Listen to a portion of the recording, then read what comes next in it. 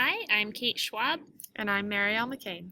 and we will be talking to you about the Test of Auditory Processing Skills, 3rd edition.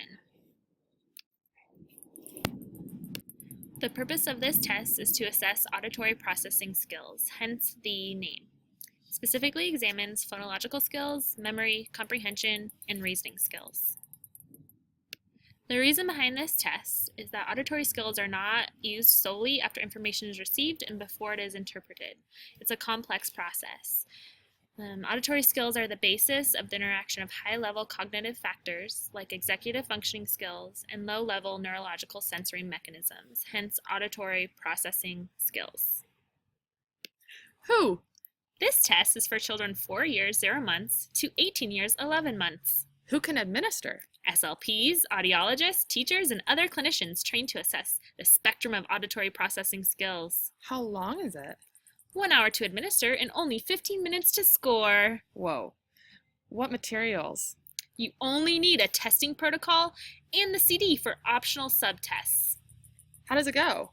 Well, you administer it individually, and instructions vary for each subtest, so be sure to read each subtest's directions.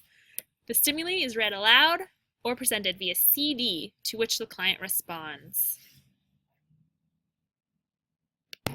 There are a total of 9 subtests. 9! There's an optional auditory figure group screening. Determines if the child has attentional or audiological issues prior to test administration. It's important to know where each participant stands as far as attentional and audiological issues. This test is not appropriate for diagnosing hearing loss or attention disorders. If you have any concerns about these 2 issues, then this test is not the test for that child. So what are these 9 subtests? We are going to tell you. First, there's word discrimination. What does this assess? It assesses one's ability to discern phonological differences and similarities within word pairs. Then there's a subtest on phonological segmentation. We all know this, as well as phonological blending. Then there's a subtest on number memory forward, and that's one's ability to retain simple sentences, sequences of auditory information. And number memory reverse, which is the same thing, but in reverse. Then we have the word memory subtest. This subtest assesses one's ability to retain sequences of auditory information at the word level. Similarly is the sentence memory, where it assesses one's ability to retain details in sentences of increasing length and grammatical complexity. We have a subtest on auditory comprehension, which just assesses one's ability to understand spoken information, and auditory reasoning. This reflects higher order linguistic processing, one's ability to understand implied meanings, make inferences, or come to logical conclusions. These comprise all 9 subtests. Now we're going to give you some examples of stimuli for each subtest. So for the first subtest, word discrimination, you would ask the client, are these words the same or different words? Bike, bite. Different! Alrighty, let's move to the next one.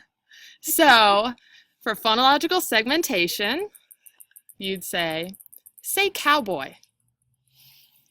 Cowboy. Now say it without boy. Cow! Alrighty, let's move on to the next one. Phonological blending. I'm going to say some sounds. When I'm finished, you say the word that the sounds make.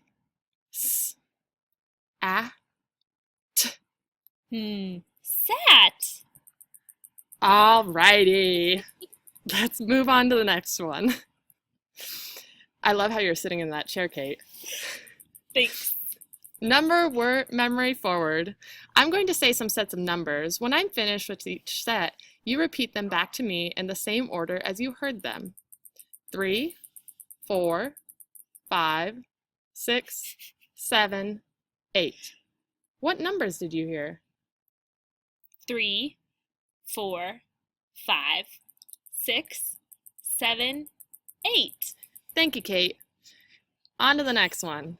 Number memory in reverse. You would do the same thing, but ask her the numbers in reverse. Now for the word memory subtest. Kate, I'm going to say some sets of words. When I'm finished with each set, you repeat them back to me. Rock, Car. What words did you hear?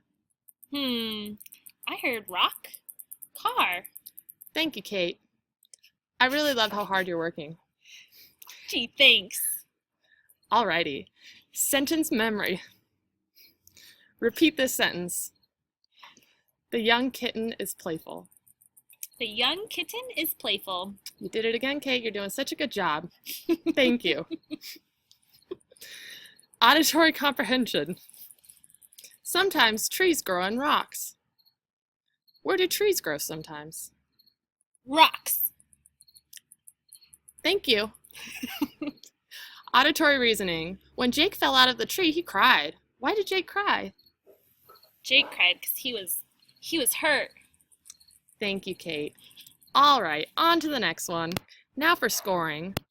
Basals are only used for subtest 7, sentence memory. Ceilings are used for each subtest, and they're different for each subtest, so be sure to read the instructions when you're administering each one.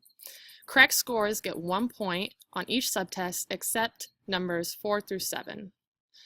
And for each subtest, you get raw scores, scaled scores, and percentiles. And then you combine those to get overall scores on phonological skills, memory, cohesion, and auditory processing.